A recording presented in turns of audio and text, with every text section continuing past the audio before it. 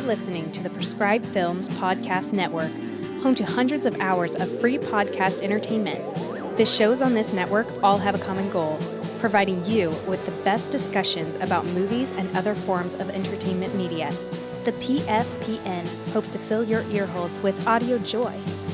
Visit our website with links to all the other amazing shows at www.thepfpn.com. Thanks for listening.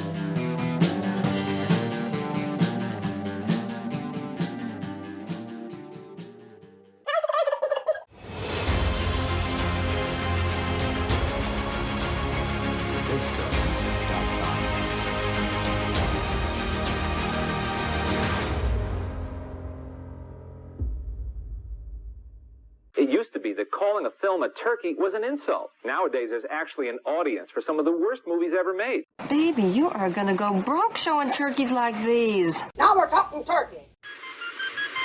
Gobble, gobble, motherfucker. It's turkey time. Gobble, gobble. Welcome, everybody, to another episode of Let's Talk Turkeys. Today is Say Something Hat Day. I'm Movie Miss, and I'm here with my co-host, Miss Nikki Flicks. Hello, ma'am. No one say anything frivolous for the next few moments. I am having a significant experience. Everyone, today we are talking to Wong Fu, Thanks for Everything, Julie Newmar from 1995. Let's give it to him, girl. Meet Vito Bohem. Enchanté. Why are you crying? Maybe she just found out Menudo broke up. Miss Noxzema Jackson. Jesse's daughter. And their protege, Chi-Chi Rodriguez. I'm the Latino Marilyn Monroe. I got more legs than a bucket of chicken. An unforgettable trio with a style all their own. I feel like Miss Jane Mansfield in this car. Jane Mansfield, not a good auto reference. To Wong Fu, Thanks for Everything, Julie Newmar. They were headed for Hollywood. Think of it as Easy Rider in dresses. On a sacred mission. Must take this message from Miss Newmar with us across the land. But along the way, they had an unexpected stop. Now, they're stranded in a strange land. Well, ladies, welcome to Snydersville. That needs a little waking up. Do you like my nails? Before they leave, they may turn this town from drab to utterly fabulous. From Universal Pictures and Amblin Entertainment comes a picture with attitude. How do I look? Like the Miami Sound Machine just exploded all over you. Starring tough guy Wesley Snipes. Look, I'm sorry about the way the Civil War turns out. Action hero Patrick Swayze. Get up. I gather you like hitting ladies. Some ladies need to get hit.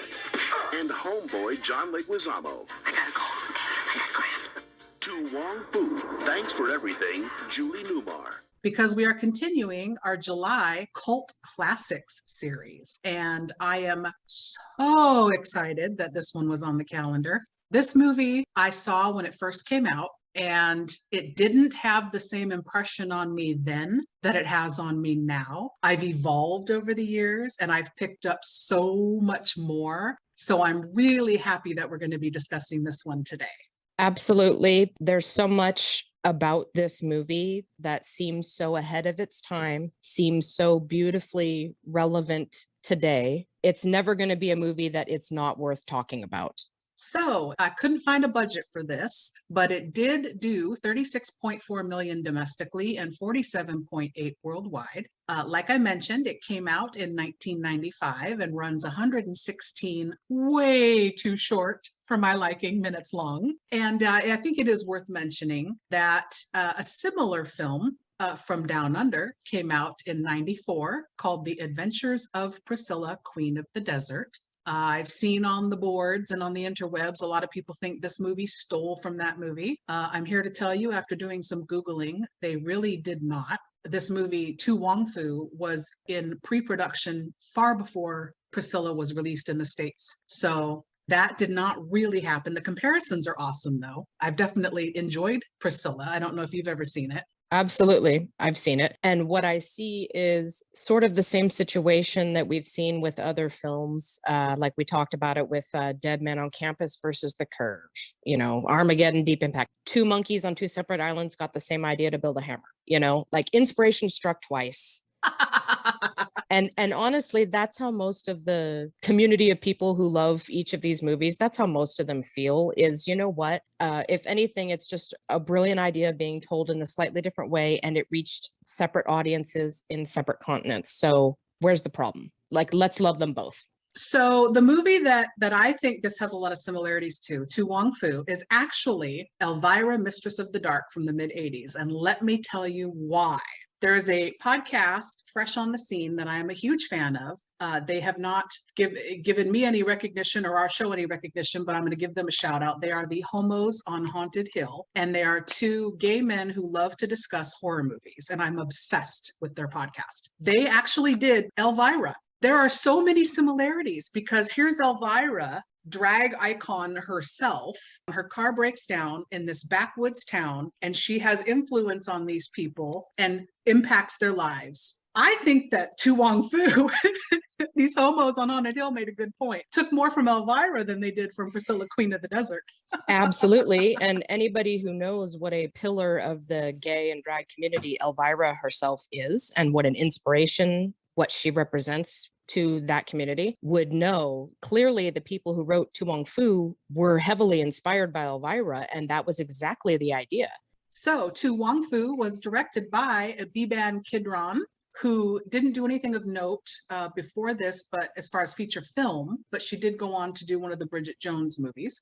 This was written by Douglas Carter Bean. He is mostly known for Broadway, and this was his only feature film. Top cast build is Patrick Swayze, Wesley Snipes, John Leguizamo, Stockard Channing, Jason London, Chris Penn, and Blythe Danner. IMDb plot: 3 drag queens travel cross country until their car breaks down, leaving them stranded in a small town.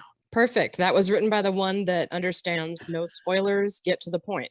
I'm telling you, there are 2 of them. And that one was written by the one that's the non-hack. I have to say, I remember first seeing this movie, and the reason I think the box office was so high, because most people actually didn't care for it, weren't interested. They weren't here for the story that was being told en masse, like not in the movie theaters. The general movie going family public, they weren't going to see this movie. The people I think who went and saw it were right there with me going, Patrick Swayze, Wesley Snipes as drag queens? What the hell is that going to look like? Like, these are huge, muscular, action hero type straight cis guys, and they're playing drag queens. That sounds very intriguing. I'm curious to see what that looks like. That's very much the vibe you have going into the movie back in the 90s for sure. You were just like so curious, what is this going to look like? And I love the way the movie starts by answering that question immediately.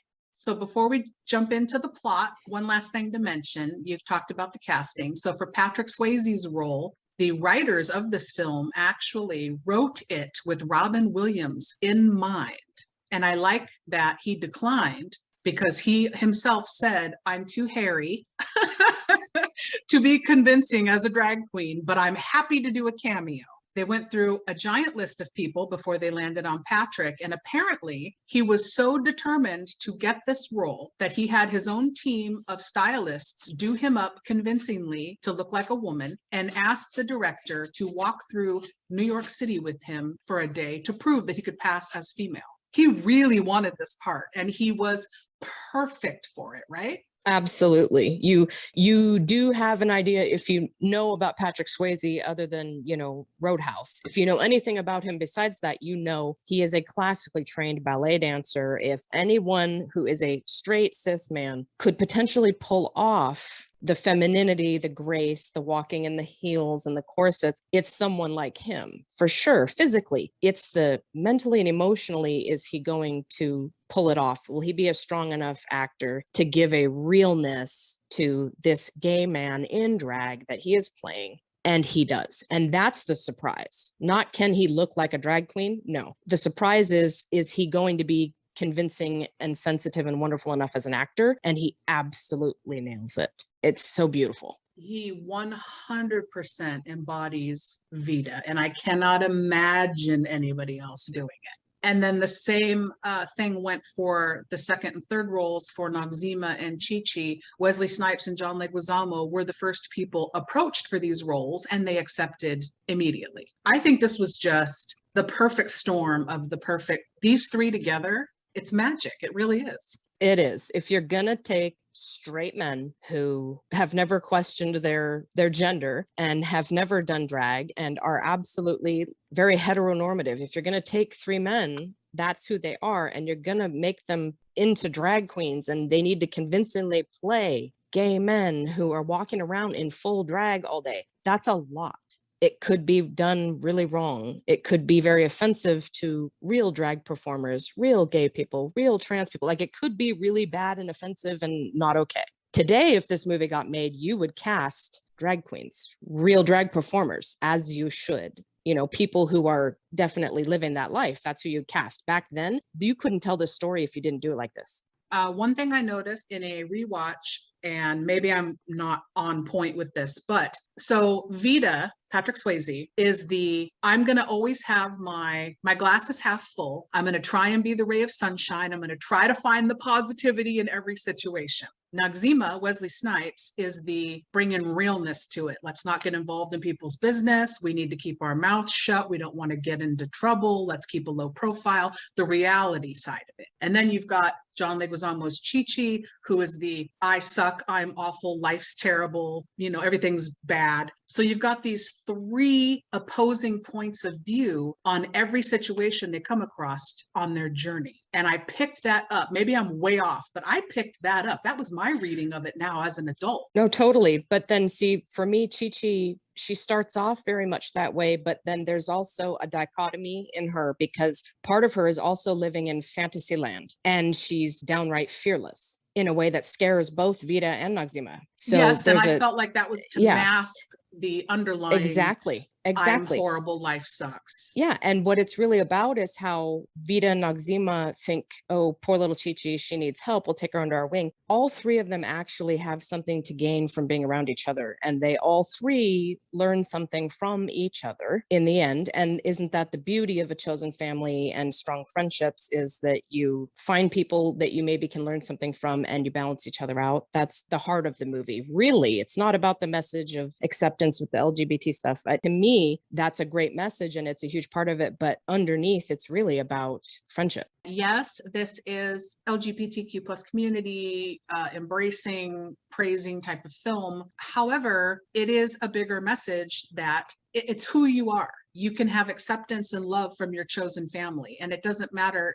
gay, straight, whatever. It's you. This is a human message that speaks to everybody, because my husband sat down to watch this with me and he was like, oh, what are you watching kind of deal? And I said, you don't understand. This movie has a deeper message. It's not about the gay and straight and drag of it all. It's a bigger human message. And maybe I'm wrong, but that's my takeaway from this is I agree with you. Being accepted for who you are. I agree with you. And I think the reason we can say that today is because movies like this were made, and because we've come so far in the world as far as our attitudes and thoughts and feelings about the LGBTQ community. If we weren't where we are today, we wouldn't be able to look at this movie and go, isn't it really just about screw gender, screw sexuality? People are people, and there's friendship and love across every line. It doesn't matter. We wouldn't be saying that today if we weren't living in a much more evolved world from where we were in 1995. I agree with you 100%. All right.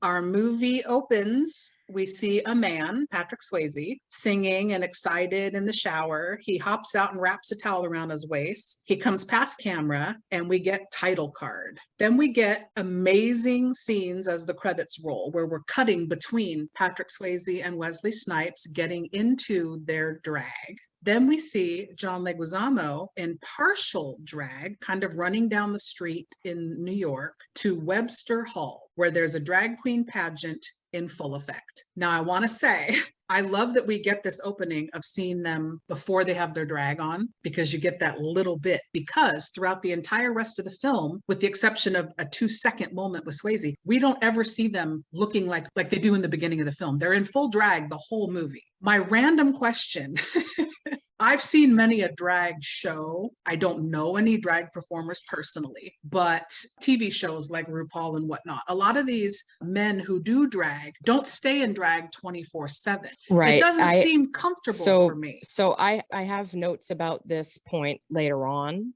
Okay. just talking about this opening sequence, I love that they chose to do it that way because they recognize a lot of people are in these seats in the theater and are renting this movie because you want to see Patrick Swayze and Wesley Snipes become drag queens. You're so freaking curious. A lot of people didn't know John Leguizamo very well. People who did know him know that he's quite a crazy character, a la he's like the Latin Robin Williams, you know, like he's just nuts and he'll ad lib and he's got a fast mouth. So you're not so surprised by his casting. It's those two. You want to know what the hell is this going to look like? And they answer it immediately by showing you their drag transformation. I love it. And you get right away as they're preparing their makeup, they're beating those faces, they're putting on the cha-cha heels. Like you get right away that both of these actors are taking this very seriously and they are not trying to lampoon or half-ass this at all. You get it immediately as you watch them become their drag characters. And I love it. By the time they get to that pageant, you're like, oh my God, yes, I want to see them on the runway. I want to see them on the stage. Yes. At this pageant, we learn that Patrick Swayze's drag name is Vida Bohem, Wesley Snipes is Noxzema Jackson, and John Leguizamo is Chichi Rodriguez. As the finalists dance on the stage and walk the catwalk, we see Miss Noxzema giving us full Dreamgirls vision in gold.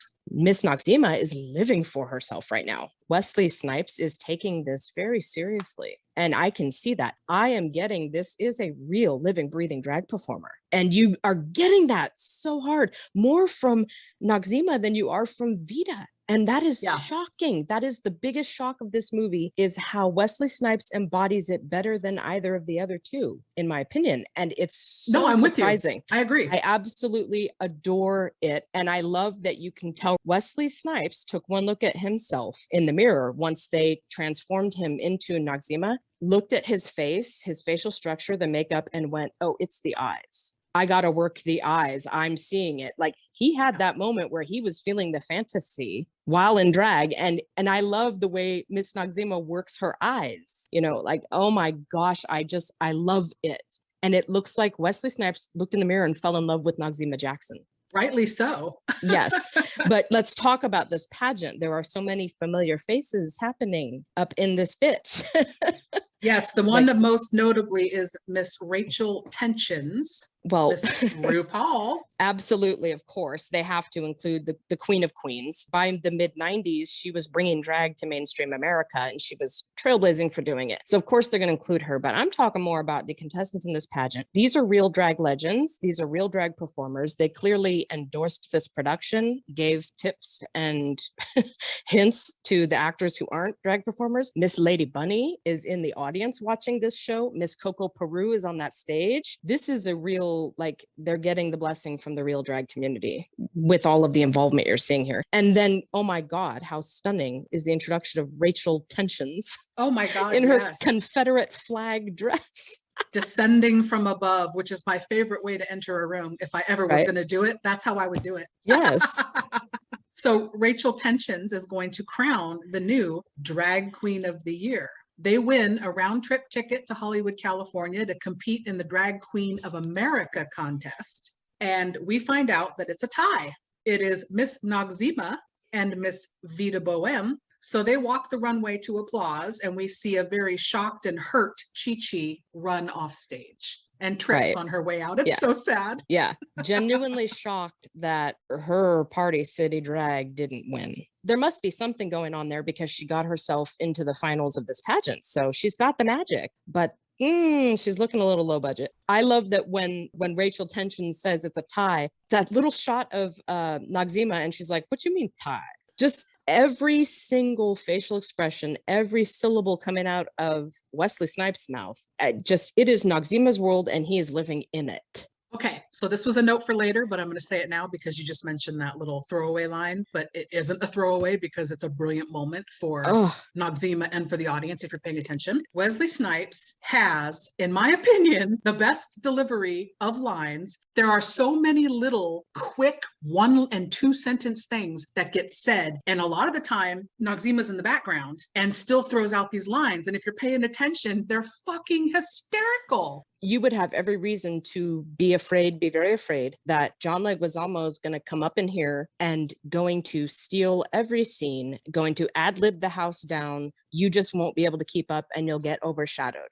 You have every reason to be afraid of that if you're Wesley Snipes and Patrick Swayze. And I swear to God, it's like Wesley Snipes walked into it and said, challenge accepted. You think I don't know? Like, this is a tennis match. I will serve it as hard as he does. And then he does. And you're like, what the hell? This is so unexpected. Is Wesley Snipes having that like method to his acting and the commitment and the ad-libbing, the back and forth he does with John Leguizamo? It's brilliant. Even in moments where he's just kind of observing and he goes, it's like you notice. You hear him, you see him.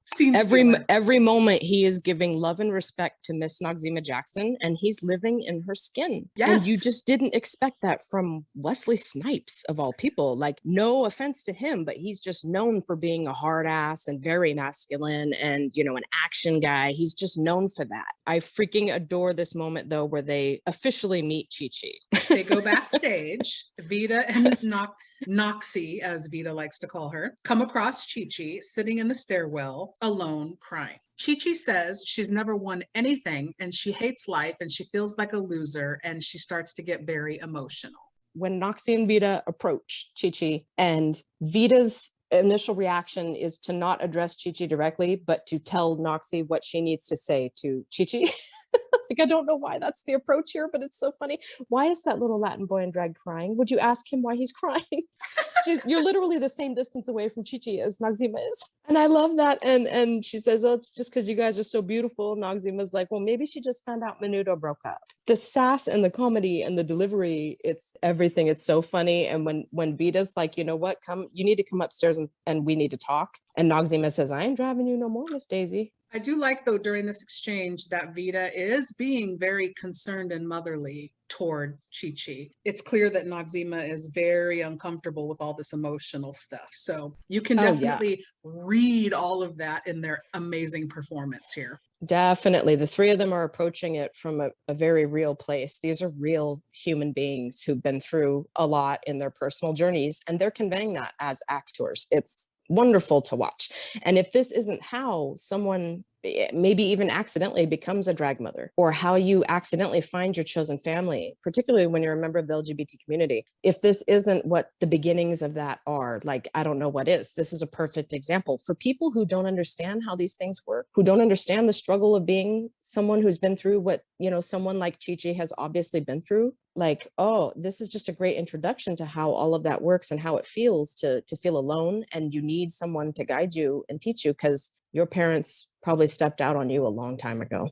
So Vida and Noxie excuse themselves and have a conversation about taking Chi-Chi under their wing and taking her with them to Hollywood. In order to do so, they will have to sell their tickets for flying and travel a different way. And Noxie is not on board with this initially at all. Right. So we cut to Vida, Noxie, and Chi-Chi heading to the China Bowl restaurant, where they are greeted with cheers and applause by the other patrons who were clearly at the pageant and all that. As they sit at a booth under a wall of famous autographed photos, they are greeted by their friend, Mr. John Jacob Jingleheimer Schmidt, played by Robin Williams in his cameo. Oh my God. Yep. Robin Williams making magic out of what is virtually nothing. They just said, here's your name. Here's what you do. Here's why they're there. Go. They gave him no dialogue. Like, he just went. Well, and watching so him apparent. and Leguizamo together as well, you can see the ad-libbing going on between the two of them together. Yeah.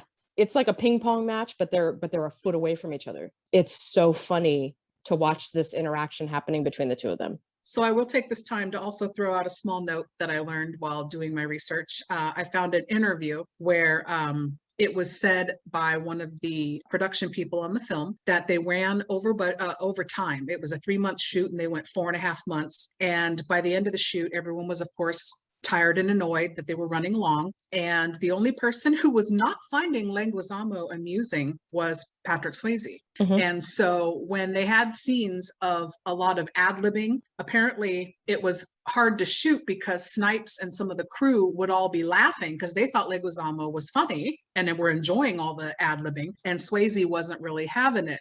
No offense to him, that's just the reports of what happened. But in this scene, I was watching for that, like to see if you could see Swayze like annoyed. Couldn't tell at all. Totally in character. That made me Definitely happy. not. Yeah, a consummate professional who would never let that Yes. stuff bleed into the performance. Anyone who knows how much he and Jennifer Grey despised each other and then has seen Dirty Dancing would know that he's the consummate professional.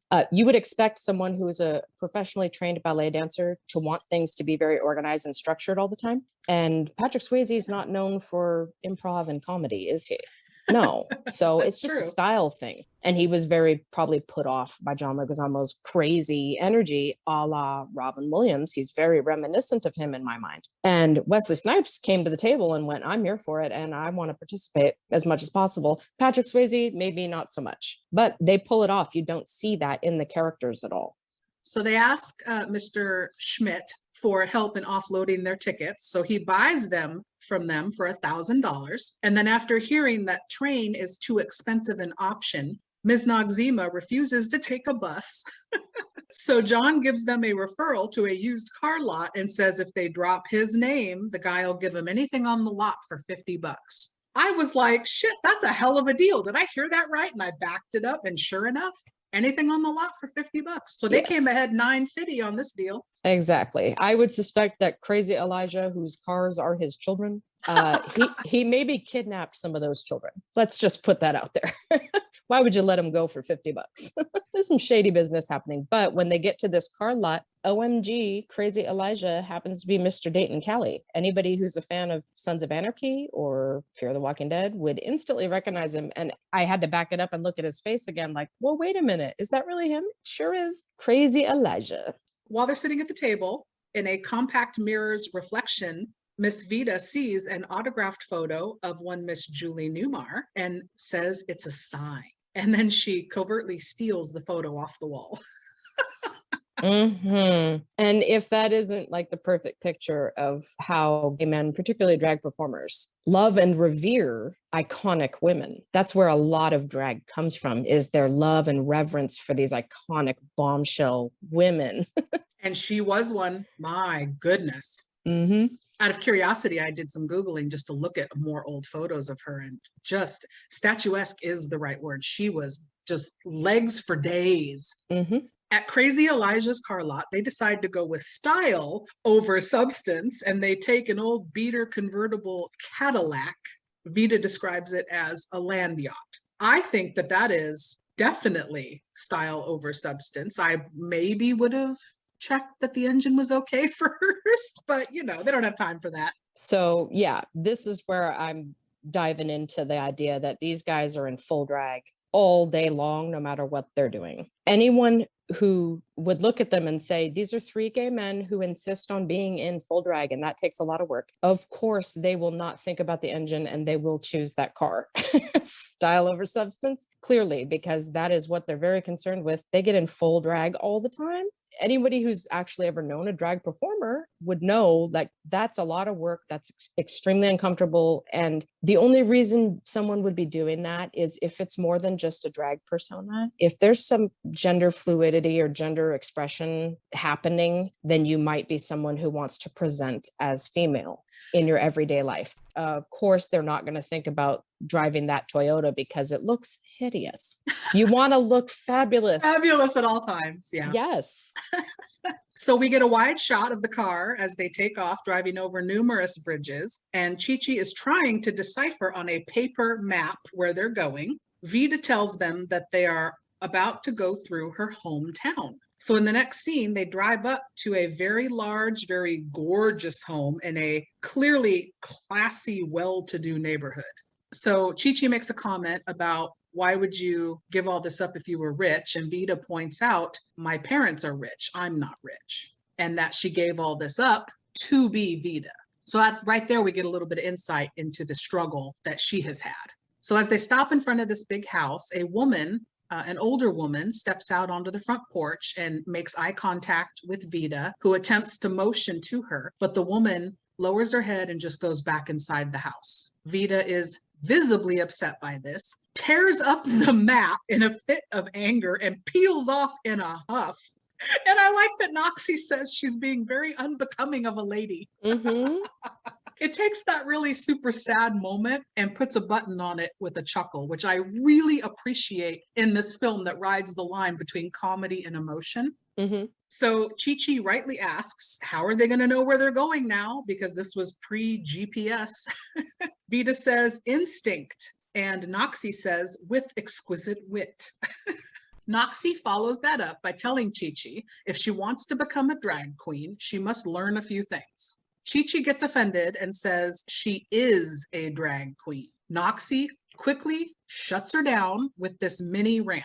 So Noxima says Chi-Chi is not yet a queen. She's simply a boy in a dress. And Chi-Chi gets offended by that. So she further explains that when a straight man puts on a dress for sexual kicks, he's a transvestite. When a man is a woman trapped in a man's body, he's transsexual and has an operation. And when a gay man, this is my favorite, when a gay man has too much fashion sense for one gender, he's a drag queen. But Chi-Chi gets really upset at being called a tired little Latin boy in a dress and jumps out of the car, and they pull over and says that she is done and starts to run off. So the question I had in this whole scene was just basically, after laying out kind of what's what, Noxie clearly is explaining that they themselves are gay men with too much fashion sense and do drag. They are living this life 24/7, like they are fully invested. I personally have so much respect for drag queens because I hate putting on makeup. But I don't know if I agree with putting Chi-Chi down, because maybe her drag isn't as elegant as theirs, I think is kind of what Noxie was saying. And I was like, well, if you're just living your life, if you want to be Chi-Chi 24/7, and this is what Chi-Chi looks like, they should embrace that. So be it. Right. Who are they to tell her that she's not a drag queen? Right, but right. That was the problem I had. She is coming to them for guidance and help. And she clearly expressed that when she was crying on those stairs, that she acknowledged that she wanted some guidance and help. And I get where they're coming from. So yeah, if we jump past, so Noxima's explanation of what's what and how it all works is clearly meant to be the dummy's guide to these things. And it was written in 1995, period, end of story. We don't have to get into what's correct or incorrect and what has now changed with it. It is what it is. It's meant to help the audience understand. So I get where they're coming from with Chi-Chi as far as calling her a Latin boy in a dress instead of a drag queen. There's a lot that goes into developing your persona, who that person is as a queen. And Chi-Chi hasn't done that work. And Noxima and Vida know that. And that's where they're coming from with her. Like, who is Chi-Chi Rodriguez? What messages does she have for people? What kind of story does she tell when she walks into a room? You are just a gay boy in a dress at this point. You're not thinking about who Chi-Chi is. That's what they're trying to impart to her. She needs to evolve. But they are being a bit snarky and condescending about it. And as you see, they're really flying by the seat of their pants and making this shit up. Noxima's so making this shit up as she goes. With these rules and everything. Well, I do like how she comments that she's running for the border. I cracked Oh my up. God, I know. Look at her like she's running across the border. And then when they decide, they'll go ahead and call her a drag princess. I love how excited Chi-Chi gets. Yes, Vida chases her and tells her she's squandered. This is the motherly side of Miss Vida Bohème. She's squandering her potential. And please come back and you can be a drag princess. And I like that she says Auntie Vida and Auntie Noxie. It's like, oh. And they're treating her like a petulant, obstinate child, which is how she's behaving. So it's very fitting that they're going to take on the role of aunties. So Noxie tells Chi-Chi before she can become that full-fledged drag queen, she must complete the steps. And Chi-Chi puts Noxie right on the spot by asking how many steps are there. And thinking fast, Noxie says 4. Chi-Chi says a quick prayer of drag serenity and then is told that she has just completed step 1, which is let good thoughts be your sword and shield. And they let her know that the rest of the steps come later and we'll let you know as you pass them. That's because they're making that shit up. Exactly. But I do like how quick Vida is. Let good thoughts be your sword and shield. The fact of the matter is, as their non-drag personas, Vida and Noxzema are clearly older, wiser, and have been through the things. And underneath the drag, they're trying to impart some of that wisdom to Chi-Chi. So that's where they're coming from. And I really think that's kind of what goes into the decision of having them be in full drag all the time. It's so you're getting this idea that they are drag queens who have to teach this drag princess. It's not as confusing for the straight people who don't understand drag queens. It's not as confusing. Let's keep them in full drag all the time so that it's very simple and dumbed down. I think that's behind the choice to do it. After lots of driving, night falls and they pull into a budget motel and they sit for a minute debating whether or not to go in. This is where you get a little bit of the sad and a little bit of where I said Noxie represents the real world. She points out, it can be cruel. We've been there before. We don't just want to make a scene and go busting in, especially looking the way we're looking. We're going to ask for trouble. It's very sad that that was then and is now kind of the world we live in. But I like that Noxie represents the level head. Chi-Chi is very ruled by her emotions, wants to hop out the car and go. It creates a fearlessness. Chi-Chi hops out and goes inside. Vida and Noxie follow. Chi-Chi's immediately rushed by the manager. And for a minute, you're like, oh, what's going to happen here? He says, oh, your friends are inside. Follow me. And they're like, friends? So they go in to the banquet area. There is a ladies basketball league meeting. So they I know it's blend not good right to make in. that assumption. Yeah. Well, because it's a room full of women who play professional basketball. So many of them are both very masculine in appearance, very muscular and quite tall. So it makes sense. And this is what I was talking about. Another reason I think to keep them in full drag all the time, it's a lot easier to present the idea that they're concerned about how they'll be received when they walk into a place. It's an easier pill to swallow for the straight community to identify with and go, oh yeah, they're men dressed up as women and they're walking in and that might be a problem, as opposed to if they were out of drag and the concern was we're flamboyantly gay men and we're in middle America, this is scary. That'd be a little too hard for some people to accept and relate and emote and feel for them. Keeping them in drag allows you to use it as a metaphor for the experience of gay men who are afraid. I can see why they made all those choices. And then you get this amazing sequence of Wesley Snipes in full drag, playing some basketball. Yes, you get a white man can't jump moment with that slam dunk there. It is hilarious. It's so great. Hilarious. It's so good. And I love Wesley Snipes just went with it. This may have even been his idea. Like, shoot it exactly like that scene, man. Like, just do it. And then the fact that he's like so all in and is so much more feminine than these female basketball players are. I love it. I love that he does the slam and then everybody's looking at him and he grabs the skirt and he's all all being all feminine. Yay. Don't look at me, I dunked. Oh, it's adorable. So glorious. Yeah.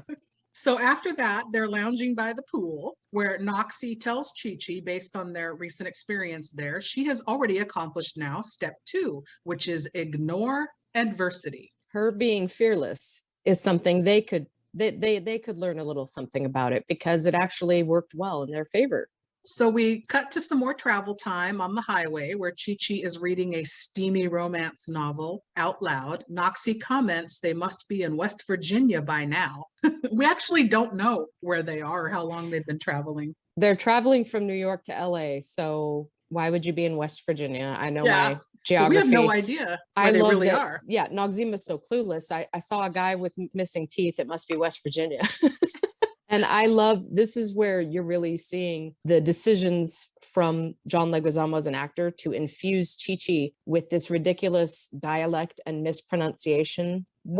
When she's reading out of this romance novel, the way you're getting extra ES's and ED's on the ends of words and pluralizing things that don't need to be pluralized. It's such a conscious choice and it's so funny. It makes Chi-Chi just so adorable because she seems just a little dumb sometimes. Yeah. So it's dark by now and they get pulled over by a local sheriff played by Chris Penn, R.I.P., who is suspect of their intentions and tells them they have a tail light out. They tell him that they're career girls from New York City and they're lost. The sheriff tells Vida that she's pretty and to step out of the car. This is where my big, huge question of the why stay in drag 24/7, because he even mentions this could be problematic, you guys, because my license says Eugene. And clearly the photo on the license is, not in drag. So what happens if you get pulled over? I highly suspect that, again, this is very intentional, and it's because you're also gently telling a bit of a story about someone who may be trans or questioning their gender identity. You get a sense. It's very much just a very subtle implied thing. They do not discuss it outright. And that's because the general American audience the general audience of the world in 1995 wouldn't be ready to hear it. Vida appears to be someone where drag is not just a persona. This is more about who you are and how you express your gender. Imagine how it feels to be someone who feels comfortable presenting as a female, but your driver's license says you're a man. That is a very real dilemma, and it's a very real issue still today. The fact that they were bold enough to insinuate it just a little bit back in 1995 is pretty big. And I think that's another part of why they're choosing to keep them in drag all the time, so that they can teeter on the edge of talking about gender identity issues. Yeah. Because how frightening is this situation that she's in now? Well, especially when he says the slurs I won't repeat about the color of the skin of, Miss Noxie and Chi-Chi. How relevant and awful is that still today? Yes. And so they clearly realize they're in a sort of skating that line there of a dangerous situation. Right. The sheriff takes Vida out and back to his car, where he tries to get a kiss and gets a little handsy, which no matter what your gender is, that's inappropriate. He was way out of line for doing that, pulling his authority. Yeah, that was terrible. But after Vida tells him to stop, and when a lady says no, she means no, the sheriff reaches up under Vida's dress, grabs something he doesn't expect to find. Vida makes a comment about it and then flings him off, and the sheriff falls to the ground and gets knocked out. They panic, and Chi-Chi checks for a pulse and says she thinks he's dead. They hop in their car and speed off, accidentally leaving one of Vida's shoes on the road behind. Chi-Chi says she thinks he might be deceased. Yeah. John Leguizamo is just so adorable with choosing to speak in that way. It's so endearing and funny. But that's what you need, is levity in these heavy moments. Levity in these moments, exactly. Gotta say, Chris Penn, kudos to him. I don't know much about who he was personally as a human being, but as an actor, kudos to you for being willing to play such an ugly character who represents so many things that are wrong in the world, and to do it with gusto and allow yourself to be hated. That takes some guts to play a character like this who's being so outwardly ugly. So Agreed. Kudos to him for pulling it off and being willing to be someone that we all want to kick the shit out of. So after driving for a while, they pull into a rest stop to freshen up. They come back out and go to start the car, and the engine will not turn over. The car won't start. Noxie throws a bit of a tantrum. Chi-Chi says she's had it, and she, at the next chance, is leaving them. Chi-Chi's exact words are something about she's going to find herself a businessman and ride him all the way back to New York. It's one of my favorite lines in the movie. It's so funny. Like, girl, get it. Yes, I'm with you. I'd want to be out of there too. But Vida says to her, since she clearly has not learned a single thing, she's stripping her of all her princess points. It's so dramatic. It is, but she clearly she's read Chi-Chi well. She knows what's going to get her. Oh yeah, like any mama, she knows her baby very well at this point, and she knows exactly how to cut her down and shut her up. But also keep her on board. Exactly. So they all argue for a minute, but then Chi-Chi says, fine, I'll go out to the road and get a ride, because she's got more legs than a bucket of chicken. Yep. Just the dialogue, the stuff that isn't ad-libbed, brilliant as well. I think you can go on and on about the ad-libbing and how funny they are, but I'm sure a lot of it is also in the script. And the writer of this movie really gave us some comedy gems with the dialogue. There's so many laughs coming so fast in these moments where you don't expect them. So not too long after, a truck pulls over and takes Chi-Chi, Vida, and Noxie into the next town so they can call for a tow. They arrive in what we learn is Snydersville, and we find out the driver of the truck is a young Bobby Ray. He wakes up Virgil, the town mechanic, and his wife, Carol Ann. They put Vida, Noxie, and Chi-Chi up in a room for the night, which they think will just be one night. As they settle into the room, Vida exclaims that tomorrow should be Say Something Hat Day. I Yes. love that she, once again, is trying to find the bright side of the situation. Yep, the optimism. And I love Noxzema says, the last Black person to stay in that room must have been Sam Cooke. I love how she's constantly commenting on the negativity of the situation, but then she does it by laughing at it. The next day, Vida, Noxie, and Chi-Chi come out to find Virgil looking at their car along with a crowd of the local looky-loos. Very small town here, Snydersville. Virgil tells them that he has to order their part and he can get it by Monday.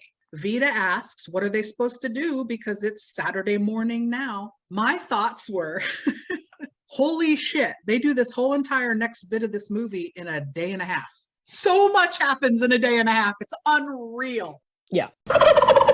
So the local men are gawking, and Vida asks the ladies if there's anything of interest that they might sightsee. And they tell her, no, not really. Vida, Noxie, and Chi-Chi go back to their room, and Vida says, we need to suck it up and make this place tolerable. Cue the music montage. The Wonder Woman theme. Yes! Because if that ain't what this moment is about, I love it. The fact that they're going to take this place and use the power of drag, which is really about celebrating femininity and finding joy in the way you look at yourself in the mirror and how you know you look to others, like just celebrating everything womanly and fabulous and extravagant, like that they're going to transform this room with that power. And the women of the town are outside looking in like, oh, what are they doing? Like, ooh, this is kind of interesting. I love it. So Wonder Woman is so appropriate. Theme song from the show, freaking awesome. They magically toss their scarves and fans and things around the room to decorate and make the room fabulous, like you said, complete with the photo of Julie Newmar at the center of it all. Cut to some state patrolmen finding Sheriff Dollard lying in the road. And it's an ongoing joke in this movie that his badge has a misprint and it says Dullard, Sheriff Dullard. I don't laugh at that joke because if that's what's printed, even Vida calls him that at first. When that's on your badge, people don't know it's a misprint. Why you got to be a dick about it? Get your badge fixed. I think it's kind of a euphemism for what this guy's problem is. The fact that he's getting so butthurt and offended at people reading him correctly and then calling him by his appropriate name according to what they're seeing. He gets so offended and thinks it's your problem, not his. Hello, euphemism. I was just going to say, I never thought of it that way. It's a metaphor. So Dollard wakes up, the sheriff, and he says he was attacked. Back in Snydersville, a local, Beatrice, played by the amazing Blythe Danner, gives Vida, Noxie, and Chi-Chi the 411 on all the locals in a very colorful way. I live for this scene. Oh my God, right? If it wasn't going to be the one woman who is clearly going to be the town gossip and she's going to flock to them instantly, of course.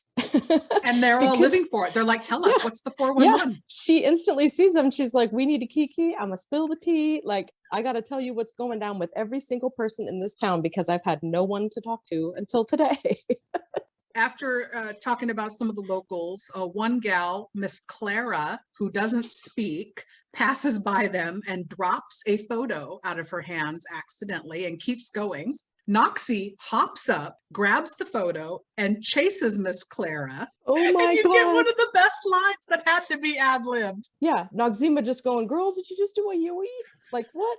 And she's like, I'm gonna get you. I'm gonna get you. And she's just trying. And I love that Noxzema can only go about as fast as little Miss Clara because she's in that tight dress and those heels. So she's on a gravel dirt road. Like, yeah, she's trucking along at the same speed as little Miss Clara. You pay the price to look that fabulous, though. Did you just do a Yui? It's so funny. Beatrice points out there's a man unloading supplies next door at her restaurant / store, and she mentions that he's the nicest man that she's known forever. And I was just like, oh, she loves him. It's so cute. Mm-hmm. So back at the State Patrol office, Sheriff Dollard has filed an assault report, and he gets upset and storms out with Vita's shoe, which should be left as evidence, but he gets razzed by the officers for getting beaten up by a girl. So he storms out. Yep. They turn his misogyny back around on him and suddenly he's getting bullied and you're thinking, Karma? Yeah. Good. He has the audacity to say he was attacked by perverts. And I'm using that word in quotes. That's what he says. That's the dialogue. Right. Really? You're calling these people perverts when you were the one who was reaching up someone's dress. Exactly. Pot, kettle, kettle, pot.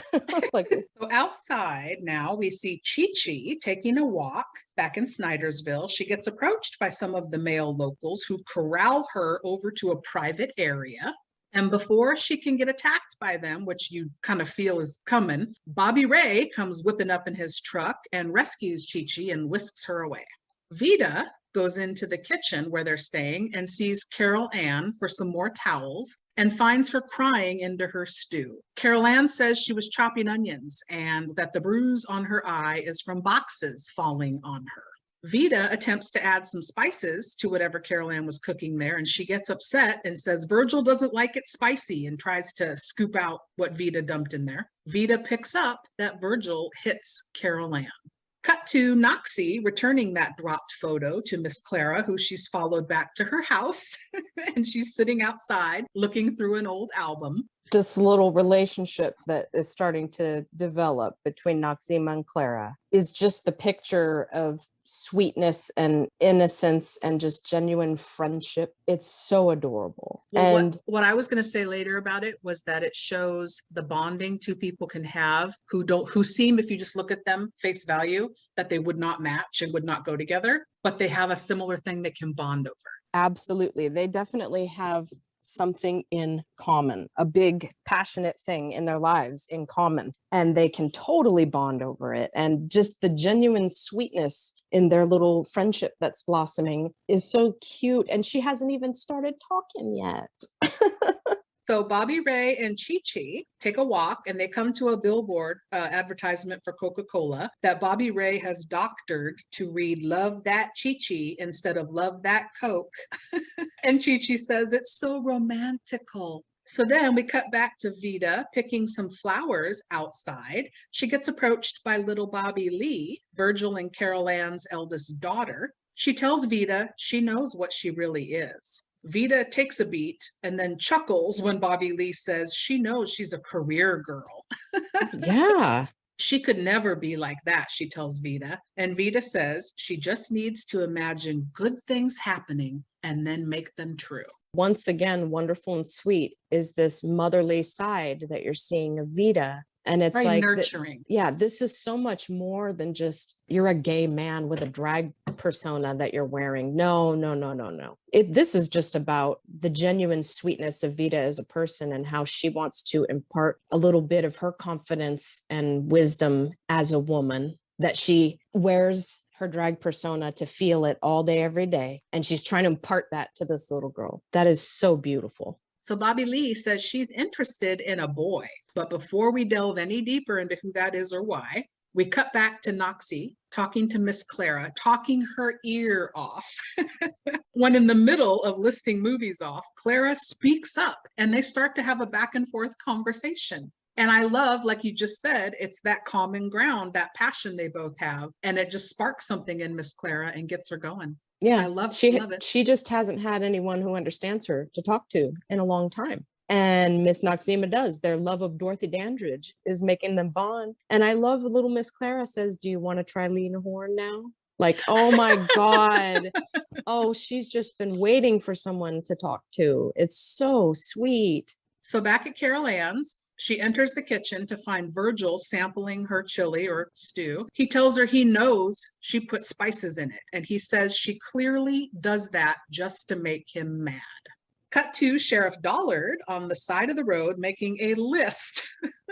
And all I can do is just laugh at this because it's so absurd. Making a list of places he thinks he'll find Vida, Noxie, and Chi-Chi hanging out. It's ridiculous, and it's literally meant to be a laughable stereotype of how stupid and ridiculous homophobia is and the stupid ideas that this guy has. Like, it's meant to be a joke when you see it. And it's still like, oh my God, are you serious right now? He's going to look in these places. Okay, good luck. Yeah, and the best part is, I won't list him now, but the best part is we see him going to some of these actual places. And that to me, I laughed out loud. I was like, you fucking idiot. Yeah, how stupid could you possibly be that this is the only reason you're going to all these lengths to go to these places is because you got a hunch that you think you know Such all an about idiot. where people like them would go.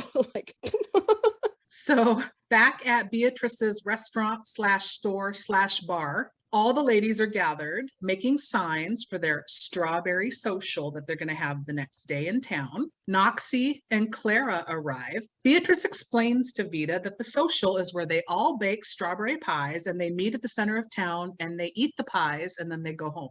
that sounds lit. Like, what is that? I love how just in general, Vita and Noxima are going to look at this entire situation and go, oh no, these people really need help. Yes, they decide to make a theme around the social, and Vita helps them land on the theme of red and wild. Yes, make it a party. Well, they tell them, yes, and now we've landed on a theme. Let's go have a day with the girls. Miss Myrna introduces herself to Vita as the beautician. She owns a beauty parlor in town. So they get really excited and they all head over for makeovers. Oh, yes, because they're going to drag up these women who've been sitting around bored and not bothering to do themselves up in ages. Drag queens teaching or reminding women how to embrace being a woman. I was joking with my husband and I said, it's not a joke. I have mad respect for drag queens because fuck that. I don't have the patience to do my face anymore. I bow down to that, seriously. Yep. Everything that happens between the queens and the women in this town, it's a perfect example of the love that exists between straight women and drag performers. It's because we feel excited about our femininity in a way that we often don't when we see drag queens embracing and loving their femininity. And we like want to be half as feminine and fabulous as they are. And it empowers us as women. That's the loving relationship between straight women and drag queens. And then I love that they use that as a plot point. I haven't seen that done many times. I need somebody to make me feel fabulous. I really do. Right? I can't even get up right now and put makeup on my face. Like I just don't. Well, you won't see me in a gown and heels, but I live for them in it. So we cut back to Sheriff Dollard searching for Vita and all these places on his list. And then back in Snydersville, as the ladies exit the beauty parlor, now that they've been made over, they are catcalled by that same group of tough-looking guys that were hassling Chi-Chi earlier. Led by baby-faced Michael Vartan. Who's in The Curve, which we will be covering at some point. Ooh, yeah. Connecting the turkey verse, see? Vita says, ignore them. Noxie goes over. She can't ignore them. She goes over and says they need to apologize. And Michael Vartan is playing Tommy. Noxie grabs Tommy by the junk and drags him over as he's hunched over to the ladies and instructs him on the proper way to greet a lady. Tells him, go home, shower, comb your hair. I like that she's like, who are you? Who do you think you are? Take a look in the mirror, go comb your hair. It's so good. Right? You are an affront to the delicacy of my nature as she squeezes and twists his balls and throws him to the ground. I love it because 24 hours ago, Noxima was afraid of these guys and sort of faded into the background and walked away from them. And now, because she's feeling so, she's just feeling herself from this day with the ladies and teaching them how to be confident and strong and beautiful. She now wants to make an example in front of them because she's thinking about like, what kind of example am I setting if I don't address these idiots? And then she embraces just a little bit of her masculinity by using her absolute strength, her physical strength to put this guy in his place. When they're walking away, she's all, you just got to know how to talk to people. Yeah, exactly. So next we cut back again to Sheriff Dollard, still searching high and low for Vita. So he's just going at this all day. Back with Vita and the ladies, they go into a clothing store and Vita gets a little disappointed to find row upon row of denim. But Noxie goes upstairs, which was roped off, and she just was like, I'm going, and starts screaming, squealing with excitement when she finds a stockpile of clothes from the 60s. So fabulous. I love it. I love how she just loses her shit. And I also love the way that Vita instantly clocks this poor little gay boy living in this small town who was working at this store. clocks him and decides to help him out too. Yes, that nurturing side of her. Yep, I love it. And then we cue another music montage here as the ladies all exit the store once they've changed into these clothes. The men all gather around and Tommy says, "Good afternoon, ladies." So he learned from that little encounter earlier. Yes, he did. Carol Ann is watching all of this from across the street in her upstairs window, and she's laughing and enjoying watching her friends. And Virgil enters the room and teases her and then throws that food all on the floor, saying it's still too spicy. Vida gives a book that she says changed her life to that young man that runs the clothing store. And then we get a shot of him dressed up as well, reading aloud excitedly from the book. So she's having a big impact on him, and I love that.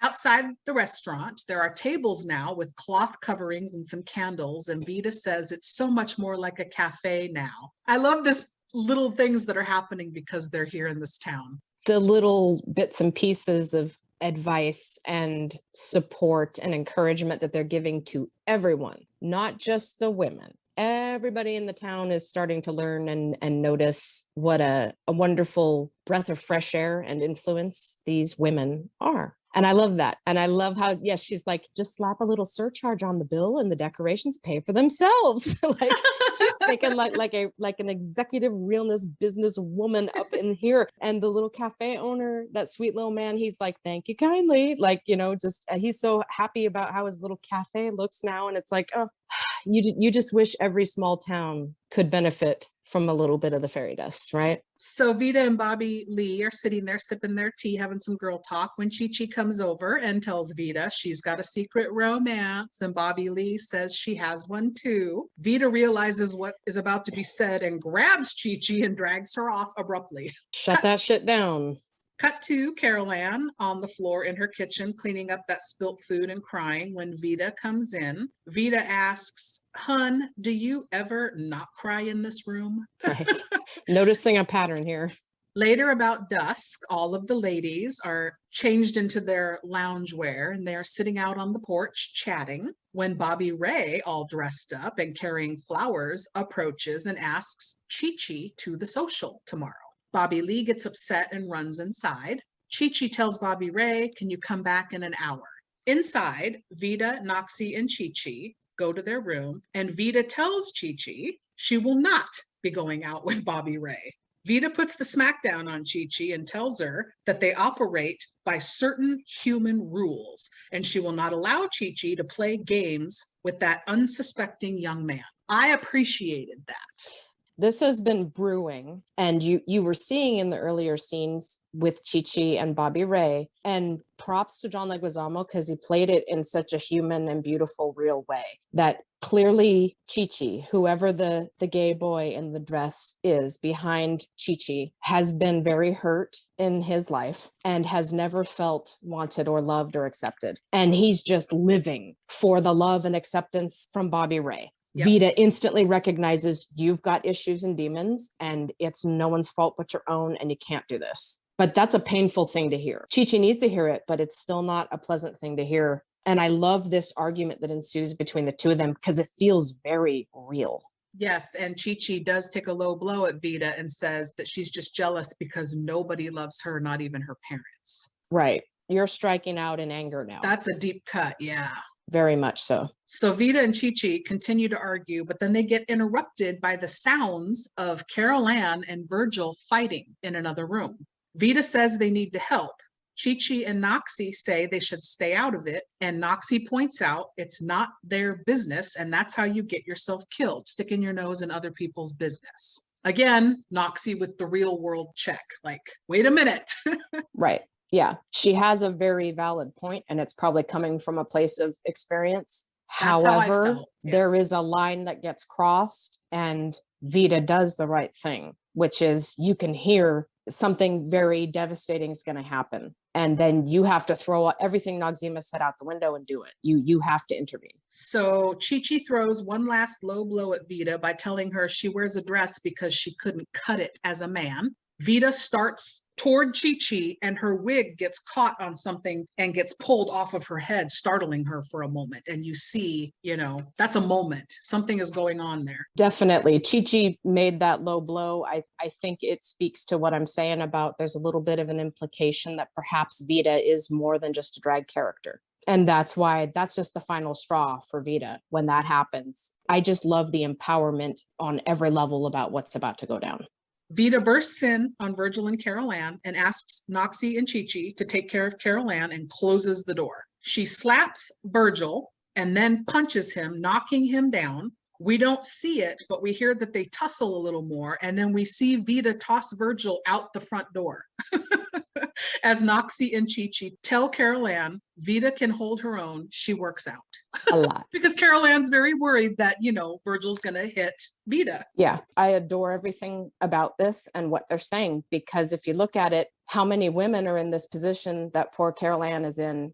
I don't care what the exact situation is. A man is almost always going to have the physical advantage. How wonderful to see Vida come in and take advantage of the fact, you know what, this is technically the physical body of a man, and I'm about to use it for maybe the first time in my life to do something good, which is, you like to hit women, I'm going to hit you back. I love the message that sends about it being empowering for Vida and the way it corrects how unfair the situation is between Carol Ann and her husband. Like, there's so much going on here that makes you want to jump up out of your chair when he gets thrown out that door. You just want to jump up and go, she kicked his ass. Yes. Kick his ass again. Come on out, Vida. Go for round 2. So we cut now to Carol Ann, Vida, and Noxie sipping wine and laughing about some stuff in the kitchen. Outside, Bobby Ray and Chi-Chi are talking. And they end up discussing how when you love someone, you can't keep secrets from them or lie to them. And the thing that makes me laugh in this scene is how Chi-Chi's trying so hard to get an okay, even a little one, that it's okay to lie a little, keep a little secret. Right. Because she knows she can't do it, but she just kind of wants that little okay.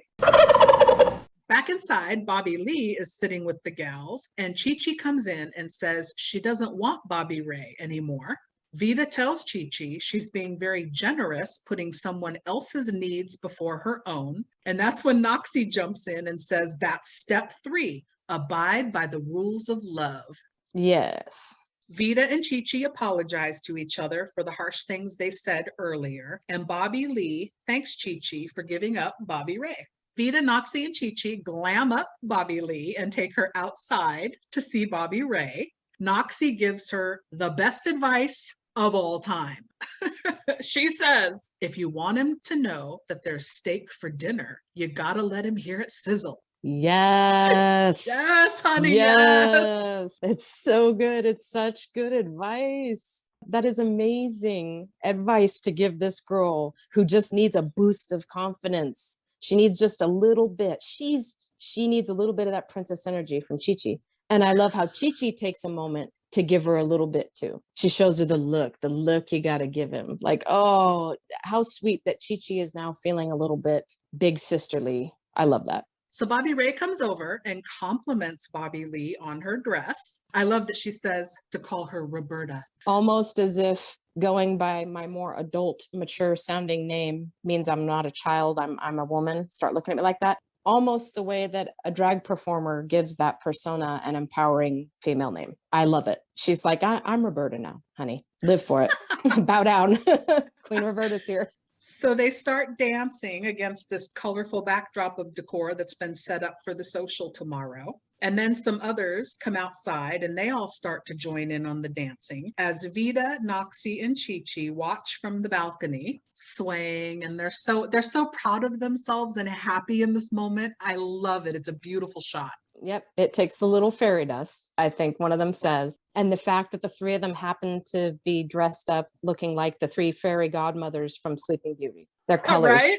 It's adorable. It's such a sweet little moment. So Sheriff Dollard is sitting in a local bar, drinking and muttering very loudly what it must be like to be, oh my God, 2 men getting close with one another. As other patrons are listening and the bartender gives him an odd look. They're like, what are you talking about? I love this because it is literally him verbalizing what is happening in the mind of a homophobe who is way too concerned with what two people are doing behind a closed door. And I love Yes. that that's the reaction these men in the bar are giving him. Like, why are you saying all of this out loud? What the hell is your problem? The way he's just going on and on about it, and almost as if it sounds intriguing to him. Weird. Yeah. Like, yeah. oh, again, props to Chris Penn for being willing to play this scene out and do it the way he does, because you look like such a shitbag saying these things. You just look Totally. so awful, but it speaks to volumes. It's telling such a clear message, and I like that. So later, Virgil comes in and sits down by the sheriff. He comments on Vita's shoe that the sheriff has sitting there on the bar. And the sheriff says he's looking for the person that wears that shoe. And we fade out of that scene. We kind of know where that's going to go now. Yep. Okay, my next note is, wow, finally, the night is over. That was a really eventful day in Snydersville. That was a long ass Saturday. Yes, it was. I think they changed outfits, Vita, Noxie, and Chi-Chi, like 4 times. What else are they going to do? There's Right? not much to do here.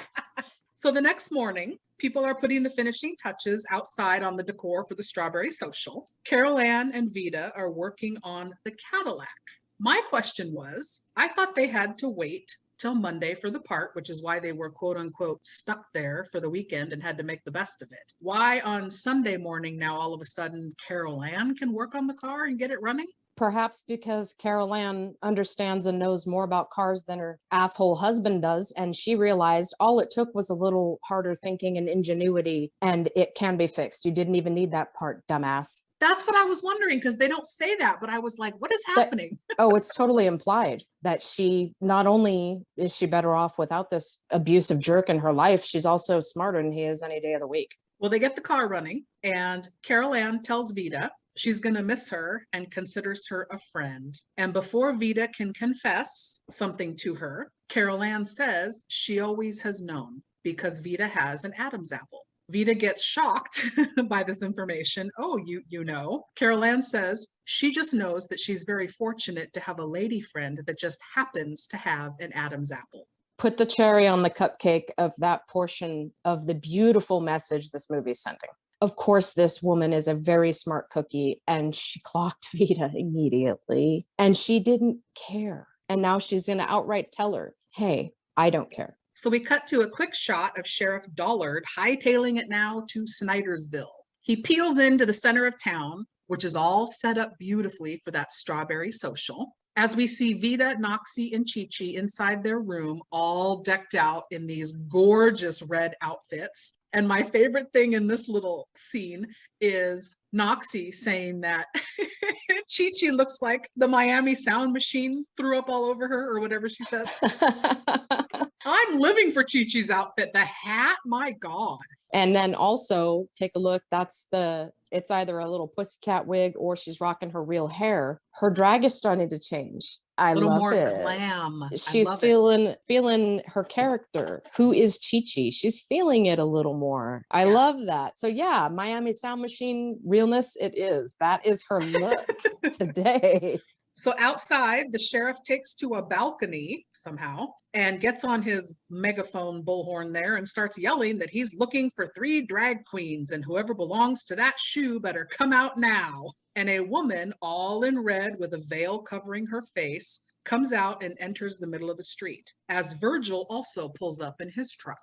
Some other people start to come out and crowd around in the street when the woman lifts her veil, and it's Carol Ann, who says the shoe is hers. And I love that she takes this moment to tell Virgil to back off. Have we found our power now, miss? I think we have. Absolutely. And I love that she says, I am a drag queen. That's where the power is coming from, honey. The sheriff says, no, she's not the one. And then Miss Clara comes up and asks the sheriff if she can have her shoe back. I love it. He's like, you're a drag queen. And she goes, nothing this pretty could be real. Go, Miss Clara. I love that. So everyone starts joining in and stepping up and saying that they are drag queens too, and the shoe is theirs. And the sheriff yells, "You'll regret this," and he leaves. Carol Ann approaches Virgil and kind of half smiles, and he kind of half smiles and nods at her like he gets it, and he gets in his truck and leaves. Stockard Channing, we haven't talked enough about her. What a wonderfully talented, fantastic actress she has been her entire career, everything she's ever done. That look she gives Virgil there, it speaks volumes without saying a word. It's a half smile, but there's also a hint of drop dead. And it's just such a subtle, quick thing, but you get it from her because she's just that goddamn good. She's such a good actress. And that's why I like his response to her, the facial expression he gives, because it also is acknowledging exactly the reading you just said. He gets it. What she's saying to him in that look, he gets it. He's like, okay, I'm out of here. He is clearly acknowledging next time around, she's going to beat the shit out of me the way Vita did. So we're done here. He can't bully her, so he's going to go find somebody else. Yeah. So after the sheriff leaves, one of Carol Ann's daughters is looking for our three queens. She's looking for all three of them. She goes into their room. She doesn't appear to see them. And she's like, Auntie Noxie, Auntie Vita, where are you? Leaves the room. And then you see Chi-Chi hanging on the back of the door. And Vita has a lampshade on her head, and Noxzema is underneath the bed and lifts the whole damn thing up when she stands up. I love it. I felt like that was a moment where they decided to just not hide. We're going to embrace this situation and we're going to get out there. And Vita talks about going home and telling her parents that their approval is not needed and she would like their acceptance. Right. But I don't have to have it, but I would like it. And I think that's a really good moment for them in the room here. Absolutely. I believe it's Noxzema who gets up and says, you know, are you hearing this? Can you hear how these people are protecting us? And then they feel empowered to acknowledge what their bullshit is and what they need to be doing, each of them. So then we cut to outside. Everyone's enjoying the social with music and dancing. And Sheriff Dollard is watching from down the road. And a local man starts to walk by with his dog. And the sheriff's muttering to himself and talking like he does to whoever can hear him. And he says, you know, when the founding fathers wrote the Declaration of Independence or the Constitution and all that, they said liberty and justice for all, but they didn't mean them. And he's pointing at town. And I like that the man just says, well, I can tell you one thing about them founding fathers of America. They sure had fabulous wigs. Yes, I love it. You didn't need to do this. You didn't need to have this extra moment with our dearly departed Sheriff Dullard. He can go away, he can go fuck himself. You didn't need this, but they had to put it in there anyway, just to really drive the point home. Guess what? It's spreading. You're not even safe outside the town anymore, are you, buddy? Because people everywhere are starting to recognize you are bullshit. But I will say, technically, the wigs back then, a lot of them wore those because of all the hair loss and scabies. But that's beside the point. They were fabulous nonetheless. Oh, yeah. And let's not forget that men were originally the ones who wore heels. Yeah. Because they needed to look taller and bigger than everybody else. So they're powerful. So we cut back to everyone, and I mean everyone, having fun at this strawberry social. There isn't one person standing on the sidelines pouting like, this is infectious. I wanted to be there. Right? For real. Yes. So then later, Vita, Noxie, and Chi-Chi are back at their car packing to leave. Beatrice gifts Noxie a gorgeous dress that she says was her Aunt Martha's, who was broad in the shoulders. Vita pulls Bobby Lee aside and tells her to believe in herself and imagine those good things and moisturize. Yes. Which is good advice for all of us, really. Miss Clara gives Noxie a letter and says, since you're going to Hollywood, can you please deliver this to Mr. Robert Mitchum? So sweet. Oh. Then the group of rough around the edge fellows show up to say goodbye to Noxie. It's sweet and it's a nice moment, but a little too unrealistic for me. I didn't need it. I was like, I don't know if they'd turn around that quick in 24 hours, but it was nice anyway. I agree, but we have to go with the fantasy. We're imagining a perfect world where these three drag queens could roll into a small middle America town and have this effect. We're imagining a perfect world where they would all take to them the way they did. So some of the other ladies give Chi-Chi some flowers and say goodbye to her. Carol Ann and Vita say their goodbyes, and I swear to God, I cry every time in this scene, no matter how many times I watch this movie. Vita asks Carol Ann to come with them, and she says, well, I can't. This is my home, and I've got my kids to raise. And then she says, I love you, Miss Vita Bohem. They hug as Vita tells her she's waited her whole life to hear those words said to that name. Yes. And that to me just lends to what you've kind of been pointing out this whole time, that she is Vita. She's not Eugene. She is Vita all the time and has wanted to be loved and accepted as such. And I love that she's getting that. And then she even goes so far as to say, I love that you're the person saying it to me. Like, oh my God, how genuine and beautiful is this love between the two of them, this friendship that they have. So Vita gives her picture of Julie Newmar to Carol Ann, hoping that she'll know who she is, fingers crossed, to which Carol Ann says, of course I know who she is. I always thought she was so statuesque, which excites Vita because that's exactly what she thinks too.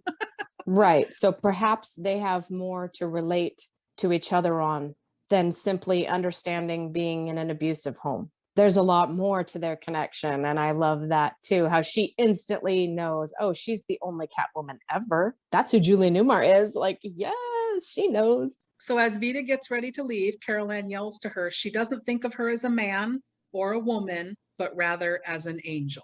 Cue more tears for me every time. So they drive away and we fade to black.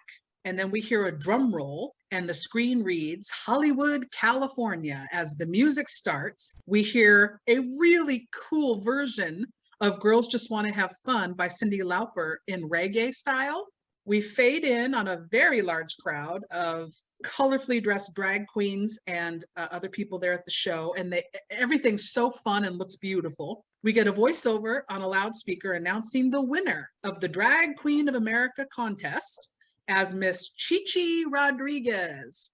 And she's unveiled looking so freaking glam and elegant. I was like, wow. She's presented her crown by Miss Julie Newmar, of course. And then we freeze frame on Julie Newmar, as we should. Fade to black, roll credits. You see real quick as Chi-Chi is revealed, Noxzema and Vita are standing at the end on either side. You don't get to see much of them, but they're both looking like a very glam, hyper version of their drag. Like they've even stepped their game up. As far as their drag, they both look outstanding. And then, holy shit, that reveal of Chi-Chi comes as a surprise the first time. You kind of even forgot this is what they were doing, going to this pageant, right? My problem was Chi-Chi didn't win, even though they traded in their tickets and brought her along. She wasn't qualified to win, to go for the title. Perhaps when they got there, she found the right guy. Perhaps there was some sort of wild card entry that she competed for. Who knows? Suddenly, okay, yes, she finally found a foundation that matches her skin tone. Thank you. That was bugging me the entire time, how bad that was. John Leguizamo suddenly is walking with the confidence of Noxzema and the grace of Vita. Chi-Chi appears to have taken everything she needed to from her drag mothers and is now working it. And you can see it. John Leguizamo really pulls off, this is not the same drag queen. This is an evolution. Wow. I kind of wish there'd been a sequel where we got to see more of this Chi-Chi because, whoo, girl, she looks amazing. Agreed. Looks like a completely different person, I thought. Yeah, perfect way to end the movie with her reveal like this and then seeing Miss Julie Newmar in the flesh. And I had to look it up too. She is 5'11" without shoes. So I was like, damn, legs for days. Yeah. Okay, so time for 3 questions. Number 1. The timeline of the New York to LA travel is unclear, especially because we don't know when the contest was being held in LA or Hollywood. So my question to you is, if you had to suppose, where do you think Snydersville was exactly? If you had to guess. Alabama, question mark? I know that they gotta be in rural middle America. Like Nebraska? Maybe? Yeah, Nebraska, perhaps. Yeah, they certainly are not in West Virginia. Sorry, Noxie. Why would you be driving straight down the East Coast to get to California? You wouldn't. Yeah, Nebraska, maybe. Question 2. If you could add a step to becoming a drag queen, what would your step be? Now, mine would be make sure you have a rainy day fund for your wigs. You need a wig budget. So, as an avid, obsessive lover of the art of drag, I will say what I think it would be, but I do feel a sense of it ain't my place to even say so. However, if I had to, it would be know your history. As far as the civil rights side of the LGBTQ fight, know your history when it comes to the history of the art of drag and how it has evolved and who the legends that we need to bow down to are. Know your shit, girl. That would be my step I would add. And question 3, obviously they stayed together and got married. So Bobby Ray and Bobby Lee, how many kids do you think they had and what did they name them? I think they had 3. And I'll give you the names after you tell me. What do you think they named their kids? Bobby Ann, Bobby Sue, and they might have gone ahead and named the littlest one Chi Chi, just for old time's sake. Okay, so number 1, they'd have Bobby Joe. Number 2, they'd have Becky Sue Joe Bob Allison George. And number 3 is Tim. They call him Tim. Tim. Okay. So there you go. But I like yours. I definitely, they'd all probably be Bobby's though, right? But I think you would nickname the littlest one would have to be Chi Chi, because Chi Chi sort of in a roundabout way brought these two together. That would be so cute. You would want to pay a little homage. All right, well, that's going to wrap up To Wong Fu for us today.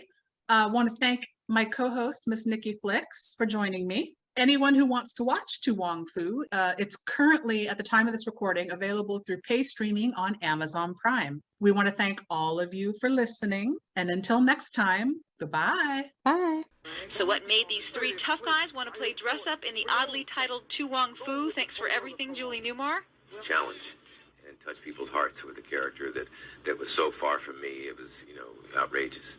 I don't want to be associated with just the martial arts, action, personality. That's not, I found myself in it, but I don't even think that's my strong point. It was fun for a week, and then the joy just went right out the door. The well-dressed drag queens go out for a cross-country journey that brings them to a little town where the 3 girls brighten up some rather drab lives, even when the cameras were off. I did find myself one time when we were shooting on the highway, this guy came by and gave us some problems and shot the finger and this, that, and the other, and I found myself chasing him down the highway in high heels, and I thought, I wonder if he really thinks I'm a woman, or does he know it's Patrick Swayze in a dress? But the biggest challenge for the guys was being a lady through and through. And you got to keep it going before the next take so you don't lose the voice, you don't lose the mannerisms or the emotional state of a character. Get in this car. I'm not sleeping with the wicked witch of the west, toenails in my face, and you got Godzilla breath on me. No way. I need to sleep. On a day-to-day basis, to try to look good like that every day, that became a little much. Don't hate me because I'm beautiful. You can bet all these guys learned a good lesson in this picture. It's lovely to be a woman, but it's not always as easy as it looks. Hey listeners, Movie Miss here. Listen, I know you have a lot of options when it comes to podcasts, so thank you for listening to the show. I know everybody says this, but for a fledgling little show like ours that's just hanging on, we just finished season 4, we're rolling into season 5, it would really help us if you could subscribe, rate, and review the show on Spotify, Apple, YouTube, Good Pods. We're also on Pandora, Audible, Amazon Music. It would really help us grow the show and reach more people if you could subscribe and then rate and review, which is really the key part of it. Make sure to be part of our Bad Movie conversation by following us on social media. Interact with me on social media. I'm on Instagram at Movie Miss, which is movie_miss. The show is on Instagram at Let's Talk Turkeys. Also on Blue Sky at Let's Talk Turkeys and Facebook. We're on X. I'm honestly not sure how much longer I'm going to have the show on there, but currently the handle is at Gobble Podcast. Get it? Gobble, 'cause like a turkey. You can also chat with like-minded bad movie lovers in our Facebook discussion group. And like I mentioned, we're rolling into season 5. It is 2025. The show, it's been a wild ride, still going strong. So if you have a movie that you would like to hear covered on the show, let me know by emailing direct at letstalkturkeys, all one word, at yahoo.com. Also, hit me up on socials if you want to be a guest on the show. Always looking for guests. I can assign you a movie, something we think is fun, or you can bring a movie that you think is a bad movie if it has a low Rotten Tomatoes score, or you just really don't like the movie but you like to talk about it. That's half the fun, I think. Again, this goes without saying, but I'm going to say it. Without you, the show wouldn't still be kicking around. So thank you so much for hanging in there with us. I'll be back. Get the fuck out of here. No, I cannot. Get the fuck out of here. Get the fuck out of here. Why don't you get the fuck out of here? Get the fuck out of here. Oh, get the fuck out of here. Get the fuck out of here. Get the fuck out of here. You're still here? It's over. Go home. Go.